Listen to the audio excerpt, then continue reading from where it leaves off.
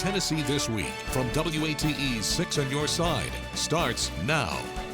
Good morning, everyone. Welcome to Tennessee This Week. I'm Lori Tucker. Glad you're with us. The countdown is on. Tuesday is Election Day here in Knoxville, and this week we are joined by both candidates in an important city council race, District 6. Now, we flipped a coin to see who we would bring on the show first, and Denzel Grant won the toss. He called heads.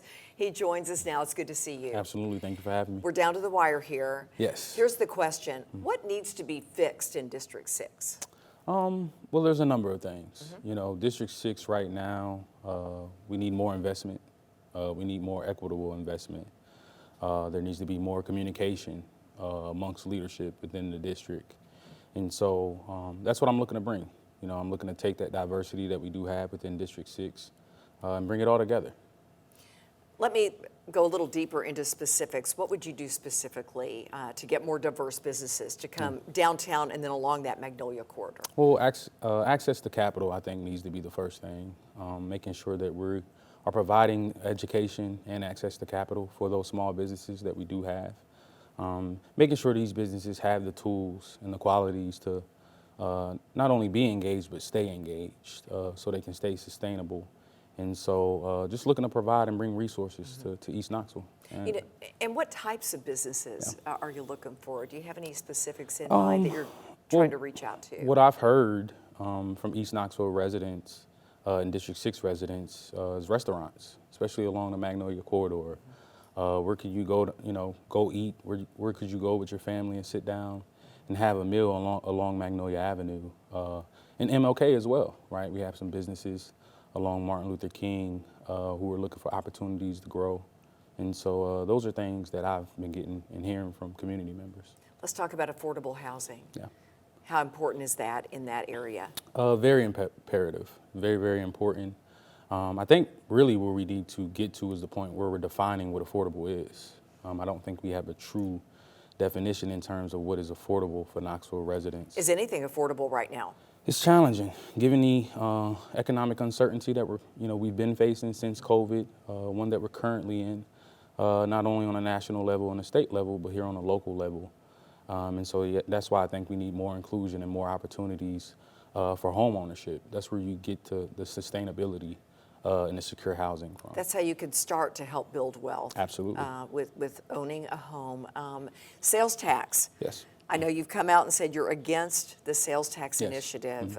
Let's talk about why and where affordable housing would come into that. Yeah, I've been against the sales tax from the beginning since I've learned what it will entail. I'm not against raising taxes completely, but as I said, due to the economic uncertainty that we have right now, a lot of people are losing their SNAP benefits. A lot of people are losing their housing assistance currently. And so based on the, 3,000 plus Knoxville residents that I've been able to engage, a lot of the feedback that I'm getting is, Denzel, I just can't afford it right now. A lot of people are stretched financially.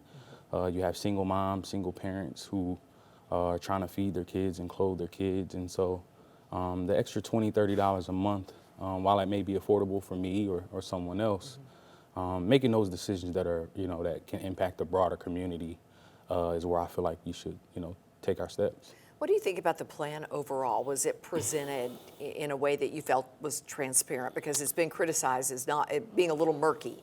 Well, I think there was more of a top-down approach.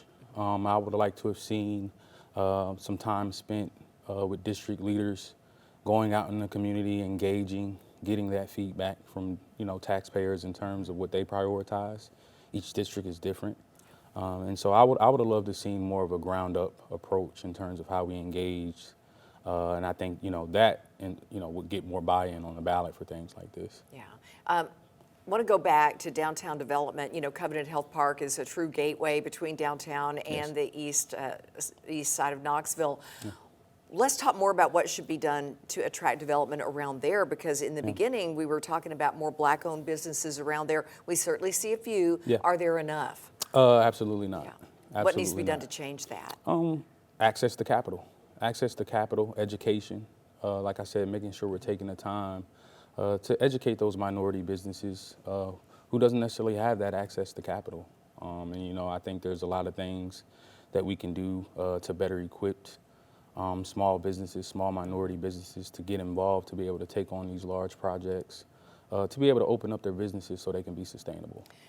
Wanted to ask you about your role with Turn Up Knox. Yes. And I know you've been asked this, but just as we're days away from the election, or Yeah. actually a couple of days now, Sunday morning, what happened with Turn Up Knox? Why did you and the city cut ties? And what's the true story there? Because I know a lot of people are asking that, and I'm sure they've asked you as you've been knocking on doors. Yes. Well, you know, I think it was a lack of understanding. And for me, you know, we did the work with a certain level of integrity. That integrity was allowed us to be able to produce those results, right? You know, I don't think we can deny that Turn Up Knox had an impact on the community in terms of gun violence. I was asked to change our reporting in a way, to me, that would criminalize the individuals that we work with. How so? Well, you know, names, certain affiliations, certain identifiers that in our community can put a target on us. And so for me, that's where I had to draw the line in terms of that relationship. And unfortunately, it led to the contract being terminated. Are you going to continue with Turn Up Knox? Well, I've stepped down Right. as of August 31st as executive director. Or a like-minded entity? Oh, absolutely. Absolutely. For me, I wanted to be able to step away from the program to focus on this campaign, but then also have a certain level of integrity if I'm on city council, because I do still and believe Turn Up Knox has a role. You have a bunch of other organizations who are doing similar work. And so to me, I think the city, you know, shouldn't just focus on one organization. You have a number of organizations. And so how can we create some type of ecosystem where you're providing resources for them all to be able to do the work effectively and grow those relationships with our local law enforcement as well. I wanted to ask you kind of a piggyback question here, the homelessness Yes. issue, which is prevalent mainly in the downtown area. Right. Is there ever an answer? Because you have so many who are mentally ill, Right. it's almost impossible to follow them with medication and all that when they're so transient. What would you like to see? What do you think would start to help with this problem? You know, we have a lot of organizations doing some work. You know, Helen Ross McNabb is, been very vital in terms of, addressing our mental health. But that's where it starts. You know, we have to address the root issues of these individuals. You know, if I'm suffering through a mental health crisis or, if I have an addiction or whatever it may be, you can provide housing for me. But I won't be able to sustain that, that housing. And so I just feel like we can invest more resources in, addressing those root issues. You know, when I was with Turn Up Knox, I would tell my staff, our job is to work ourselves out of a job. That's what nonprofit work is. And so, if we can equip these organizations that are out here really, really trying to address the issues with our homeless, I think we can see a reduction. Before we let you go, I want to ask you your biggest strength. Yeah. What is that? Bringing people together. Bringing people together, being able to take attacks, being able to, have those uncomfortable conversations. To me, I think they're necessary. I think they're imperative. But I see the diversity that District 6 has. I see the diversity that Knoxville as a city has. I love Knoxville. I think it's a beautiful, beautiful city. I look forward to its growth, but I do feel like everyone should be included in that process. And so I look forward to being able to represent District 6 and lead District 6 in a more progressive and unified way. What's your biggest weakness? My heart. I get that often, but for me, it's who I am. It's part of my DNA. And so, I'm a person of grace. I can understand where disagreements can come. And so for me, I just look at the bigger picture. To me, the bigger picture is always what matters. And sometimes that can put you in a vulnerable position as a leader. But it's got me here thus far, and I look forward to the opportunity to continue to grow with the person that I am. All right. Thank you so much for being with us. Thank you. Denzel Grant, everyone, and we appreciate it very much. Thanks Thank for you. sharing. And everyone, when we come back, we're going to hear from the other candidate on the ballot. Yeah. Stay with us. Welcome back to Tennessee This Week. A moment ago, we heard from Denzel Grant in the Knoxville City Council District 6 race. Now let's hear from the other candidate on the ballot. Stan Johnson joins us now. It's always good to see you. Always good to see you. Why did you decide to run? Oh, well, for me, it was pretty easy. Spirit of God. You know, when I tell people that I prayed about it, and my wife and I prayed about it, and Gwen McKenzie asked me to pray about it, and me and my pastor prayed about it, and God just revealed it to me. He said, this is the right time for the right purpose, and let's go help some people. Well, Gwen McKenzie, obviously term limited. Yes. So that says something that she asked you. Yeah, Gwen's personally been a great friend of mine, a great city council person. I think she's done a wonderful for this community. I want to see her do more. So I want her to come back and actually help me out and just walk me through the process a little bit, because she's doing awesome. What makes you the best candidate?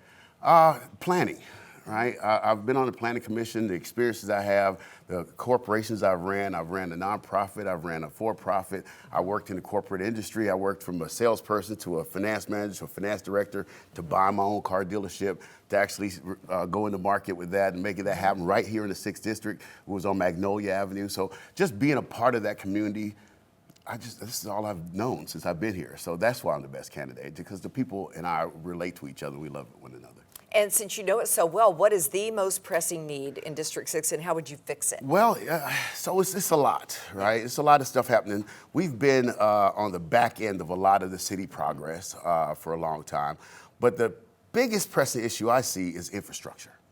Right? So if you think about the infrastructure around the cities that we've had, if you look down Cumberland Avenue, right, that infrastructure was bad for a while. Yes, right? it was. Now you can see 6-story buildings up there, right? You can see where the street lights are now buried up under the ground instead of all this wires hanging on across them. You look down Chapman Highway, same thing, right? So what happens if you build that on Magnolia?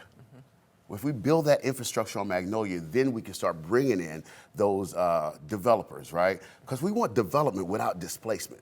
So it's ways of doing that. And the cities have done a great job in that process. So we just need to plan more, right? And then be intentional. Then focus on that exactly thing so we can get that done. And what specifics are you thinking about? What would be a good fit down there? What would succeed in your mind? So factories, right? That community has survived on factories in the long term. We've had the Standard Knitting Mills, we've had the Levi's, we've had the bakeries, we've had those things that actually help us bloom and grow, where you could buy a house, where you could buy a car, where you could go on vacations, send your kids to college, right? What happened to those dreamers that we had? Well, we sent them all across seas. Let's bring those back to our community, our 6th District, and make that happen for us. And you know what? That's hard to do for any family of 4 right now, Absolutely. making a modest income. Yeah. You can't go on vacation anymore. You can't buy a new car. You certainly can't buy a house. No, how can we start to change that? And how can we make homes more affordable in our area? I mean, it's a national problem. It's a national problem. So there's different ways of looking at it, right? So one, bring the people that actually need to do the work closer. Right? So that way you don't have to stretch them across town and across the city and across the communities, right? So what we do at SEED, well, SEED stands for Socially Equal Energy Efficient Development. We train inner city youth on green technology. We've been working on affordable housing for the last 4 years. And what we do is we train the young people in these communities to build the homes, and then we sell them to a voucher holder, right? So Pinnacle Bank works with us to do a Pinnacle 100. They use the vouchers for their income. That then turns into a mortgage. We turn that into a successful mortgage, which means you own your home. And guess what? You don't need the voucher anymore. So we're killing 2 or 3 problems with one solution. And that's how you actually solve it. We don't need all this talk. We've been doing it for 4 years now. Matter of fact, next Monday, the day after this airs, we're going to have our groundbreaking on 2 more homes. And they're going to be solar. Low energy as well, right? So we want to make sure all these things are coming together. You're doing several of those solar homes, right? Yeah, this is going to be our 5th one. Oh, wow. Yeah. So this is the kind of stuff I'm talking about. We're not talking about stuff that might happen. We're talking about stuff that's actually happening right now in our community. Let's bring that to the whole 6th District. Let's bring that to the whole city. And let's bring that to the whole South. We need these young people working. Nothing stops a bullet like a job. Well, and again, you've been doing this for a while. You've been coming on our air for several years, talking about SEED. And in the beginning, I thought, okay, how does this work? But you would actually go find kids on the street, right? Explain to people who aren't familiar with that. So these are young adults. They're 18 to 24. They usually have these great ideas, but don't know how to actually implement them, right? So those are the kind of things we want to talk about, is how do we implement these things in our own community for ourselves so we can all thrive. But we want to begin with ourselves. So that's the big thing. We want to make sure that these young people that are dropped out of school or a couple of years of college or whatever, that don't have a direction, we talk about pathways out of poverty for young adults. What do you think about the sales tax? I know you've come out against it. Yeah, Let's talk about why and what would be a better alternative. So the reason why I'm against it is because of how the layout, the planning, the things of that nature. But the biggest thing is we can actually have other things to drive revenue, right? Such as building permits, right? Every time you build a building, you have to have a plumbing permit. You have to have a mechanical permit. You have to have an electrical permit. You have to have a framing permit. You have to have all kinds of these things, right? So if we could get those things going as a bigger scale, Magnolia is a perfect place for that, right? Lots of land. Lots of land, lots of vacant land, and it's flat, right? So before we do that, again, I want to make sure that we talk about development without displacing people. So the people that live on Linden, the people that live on Fifth Avenue, that's been there for 40, 50 years, that are seniors, how do we freeze those taxes, right? How do we make sure that they are able to stay in their homes and age in place? So those are the kind of things I want to bring to the city, right? And we're talking about those things now. So how do we make sure that all that happens for all of us? This is not just for District 6, it's for the whole city of Knoxville and the state of Tennessee. This is a great place to live. Let's talk about the homelessness issue. A lot of people have said for years that Knoxville is a homeless mecca because it's a business in some people's mind. How do you eradicate, well, eradicate's a strong word because I don't know that you ever can. So a lot of people are not gonna like my answer. Okay, go for it. We can't centralize homelessness. All the homeless people cannot live downtown, right? So we have 6 other districts. We need to actually talk to those other district council people and start talking about where else can we put some of these homeless processes? How do we end up helping these people, right? So KLF, for example, have just built over on Callahan Road a 50 places for homelessness and for disabled vendors and all that kind of stuff. There's other ways to do this. We don't have to have one central location. We need to spread this out throughout the city so we can all support this process. And you're going to hear, not in my backyard. Oh, I'm going to hear that all day long. But I want us to know if they get homes, guess what they won't be? They won't be homeless. So we can be neighbors, right? And as the good book says, we have to love our neighbors. And that's what it's all about. What's your biggest strength? I'm going to say planning. I want to be able to look into the future and say, this can happen, this will happen, and then surround myself with the people that can actually make it happen, and then step back, right? And when I step back, what I mean by that is if you think of seed, you don't think of Stan Johnson. You think of the young people, right? We were just talking about a young person that you fell in love with a while back, right? Precious. So that's the kind of stuff that I want to talk about. I want to make sure that they're in the forefront of that process so they can get the benefit. Right? We're just mere people that's been a vessel that God has provided us to be. Now can we contact the next generation and make sure they're the ones that's leading this process? What's your biggest weakness? I'm gonna probably say asking for the money. Is it hard for you to ask for money? Oh my God! Do you call people and say, okay, I don't know if you want to do this or not? I don't know what you want to help me, just do whatever you want to. But it's really being hear no, right? Because I know how valuable it is for these young people to get to the next level. And what we end up with is hearing people saying, well, we're hearing duplication of services and we're doing this. And I tell people, well, you got 20 banks. They duplicate services. You got 20 churches. They duplicate services. You still pay them. You still do all that kind of stuff. So why not have more of these nonprofits that can help more of these people? Because one of the things we talk about homelessness, I'm not sure if we understand the magnitude of how big this is. That's the multi-layered problem of it as well. So those are the things I'm worried about. And how do we get to that funding to actually make that happen? So that would be my weakness. All right, Stan Johnson, thank you so much for being with us. Thank you for having me. We appreciate it. Yes, this has been great. Everyone, don't go anywhere. We'll bring in our panel of pundits to talk about what we just heard.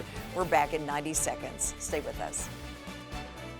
Welcome back to Tennessee This Week. Today we've heard from both candidates in the Knoxville City Council District 6 race. Now let's bring in our political pundits to discuss what they had to say, what they're thinking about it. Joining us today, Courtney Piper, Craig Griffith, and Michael Covington. Always good to see the three of you. Glad to be here. Courtney, we'll start with you. What did you think overall? And what are the highlights for you? What did you pull out from the conversations? Overall, this is going to be a really tight race. The primary was pretty close. And so we will see what happens in the first district-only primary. So, we'll see what happens. What will happen, both candidates are clearly very committed to the 6th district and both have some very clear ideas on how to move the 6th district into the future. For a very long time, there have been lots of folks in East Knoxville that feel like the Magnolia Avenue corridor has been neglected. And so whomever wins this position and holds the distinct honor of being the city councilman for the 6th district will have to maintain that as a priority on city council. It is Magnolia Avenue, it is that corridor's time, and we need significant investment into the Magnolia Avenue corridor to keep up with the rest of the other parts of the city. There is such a glaring disparity. There is. When you compare. Michael, what did you think? Initially, I thought there would not be a candidate to come out of this race that could rise to the level of the challenges in District 6 in the years moving forward. Since that time, I have had a chance to really follow the candidates. And one thing I can say about both Grant and Johnson, they really want it. They really believe that they are the difference maker in this race. They have convinced me that they want it bad enough that one of them really could do a good job.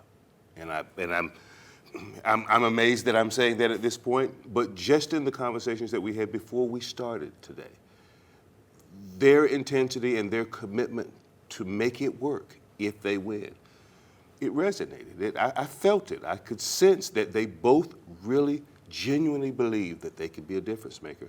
And I'm looking forward to see if they can. All the better when you have two really strong candidates where you can't really say, hey, this one's probably going to win. This has probably been one of the more unusual city council races that I can remember, because in the middle of this campaign, you threw in the whole Chewalli Park issue. And that took all attention away from any other issue dealing with the 6th district. And we did not discuss that today. We ran out of time with them, but I really wanted to find out what's next. I mean, it's not a dead issue. Well, in my private conversations with them before the show, they all said, yes, we need to address that issue on council. But as Courtney and Michael have said, there are a number of issues there, the Magnolia Avenue corridor, that need to be addressed as well. So there'll be no lack of tasks to do for this council member. So, and here we are. I think that the early voting numbers are going to turn out to be somewhere above 10,000, maybe 11,000 people have voted. So, we may get to 15 or 16,000 people in the primary, and it's going to be whoever gets their vote out. Get out the vote here on election day, because early voting is over, and they need to concentrate on getting as many of their followers to vote for them in the general election as they can. And Courtney brought up the fact that this is the first time under this scenario of electing people from only districts. And I don't want to relitigate that whole issue. It's a fact now. But one thing I've noticed that's sad from my point of view is that because they aren't running citywide, I and my district now have no feeling for where their stances are on the given issues related to the city. In other elections, you would get mailers and things to everyone's home that would identify their positions on certain things. And you think, I would like to see Magnolia do better. Yes, yeah, and exactly. now I don't have that same feeling. So I don't have that strong a feeling for any other district other than the 2nd district where I live. So Well, that's a and like I said, I don't want to even discuss much on that because it's a fait accompli, but it's a difference. Let's talk about it, Craig, Okay, because I Courtney. live in East Knoxville. I live in Holston Hills, and You're a right lot of next people to think District that's 6. District 6, but I am in District 4. Primarily when, where I live and where I play is District 6. Also where I work is District 6. So, it's really important to me who our representative is for that 6th district, but I don't have any say in the election. That's got to be frustrating for someone like you. It is a little bit frustrating, especially since I used to have a say in that, and now I do not. We're almost out of time. Who do you all think will win? Do you have a... There's no polling, obviously in an election like this, so you really don't know. It'll get back to what I was saying earlier. Whichever campaign is organized enough to get their vote out will probably be the campaign that wins. And So both are knocking on doors. Yeah, both seem to be working They're both pretty working hard. hard, so we'll have to, unfortunately, this is when we'll have to wait till 9 o'clock on Tuesday evening to find out who's the winner. Coming up soon. Yeah. Thoughts before we go? 30 seconds left. Whoever knocks on the most doors, it's a canvassing game at this point. If you end the race with two really good candidates, the most unfortunate thing is one of them will not win. One of them will not serve.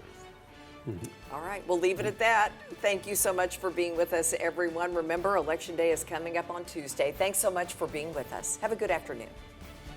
The views of guests on Tennessee This Week are their own and do not represent the views of WATE 6 on your side or Nexstar Broadcasting.